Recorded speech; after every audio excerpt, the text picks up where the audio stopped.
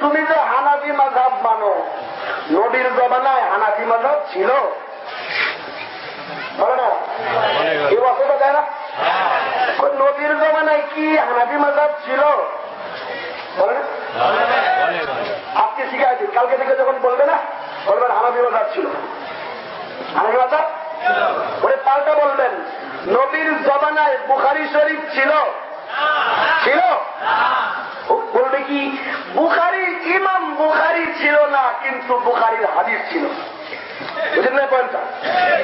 নবীর জমানায় ইমাম বুখারী ছিল, কিন্তু বুখারীতে যে হাদিস আছে সেগুলো নবীর জমানায় ছিল না? ছিল না? আপনিও বলবেন এটা যেমন ইমাম বুখারী ছিল না, কিন্তু বুখারীর হাদিস ছিল, ঠিক তেমনি নবীর জমানায় ইমাম আবু হানিফা ছিল না, কিন্তু ফিকহে হানাফি কোরআন এবং সুন্নাহে অবশ্যই ছিল। কারণ কোরআন এবং সুন্নাহের ভিতর থেকেই মাসালা বের করা হয়েছে, তিনি কোনো কিছু বানান নেই। তিনি কোনো কিছু, তাহলে হানাফি মাযহাব নবীর জমানায় ছিল না? ছিল না? ইমাম আবু হানিফা তিনি ওয়াসওয়াসাকারীদের জবাব দিতে পারবেন তো? বলবেন যে হানাফি মাযহাব নবীর জমানায়। আর পাল্টা প্রশ্ন করবেন কি যে ইমাম বুখারী শরীফ কি নবীর জমানায় ছিল? বলতে পারবেন তো?